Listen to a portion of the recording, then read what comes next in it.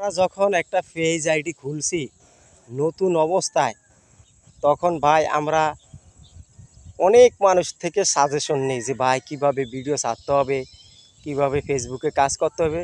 আমরা দর্শকের কাছ থেকে সাপোর্ট নেই না, বা কিভাবে পরামর্শ নিতে হবে এটা নেই না, অবশ্যই নেই। তাই আজকে আমি এই বাবু ফাঁকি দিয়ে বুঝাবো। এই যে দেখেন, এই তাল গাছে বাবু পাখি বাসা করছে। গাছে বাবু পাখি যখন বাসা করে তখন 4-5 জন মিলে মানে একটা মিটিং করে যে এখানে আমাদের বাসা করলে আমরা কি পরিপূর্ণভাবে থাকতে পারবো কি না।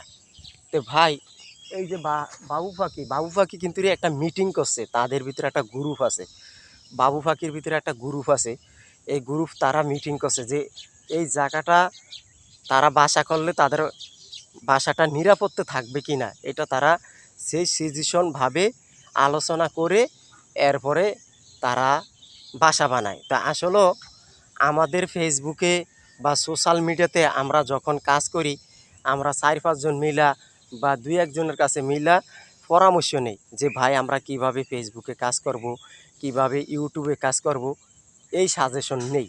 তা আসলে ভাই, মানুষেরও একটা পরামর্শ থাকে, পাখিরও একটা পরামর্শ থাকে। পাখি যখন ঘর করবে তখন একটা পরামর্শ থাকে যে আমরা এখানে বাসা বাঁধলে আমাদের বাসাটা টিকবে কি না, আমরা সেই অনুযায়ী এখানে বাসা বাঁধব। তা আসলে ভাই আমার কথা হলো যে আমরা যারা যারা সোশ্যাল মিডিয়াতে কাজ করি, দেখা গেছে কি আমরা নতুন অবস্থায় কাজ জানি না, একজনের থেকে আরেকজন পরামর্শ নেই।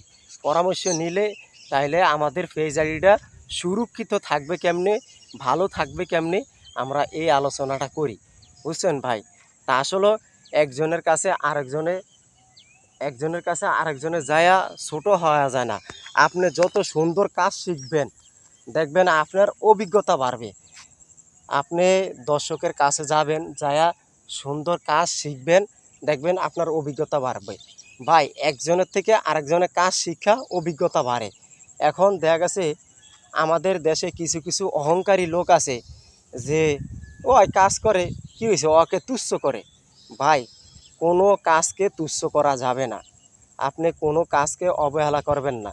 আর এই যে সোশ্যাল মিডিয়াতে এখন দেখা গেছে কি, আপনি অনেক আগে কাজ করেন, আপনি ফেসবুকের সম্বন্ধে কিচ্ছু জানেন না। এখন ভাই, ওই লোকটা 2-1 দিনে ফেসবুকের সম্বন্ধ জানে।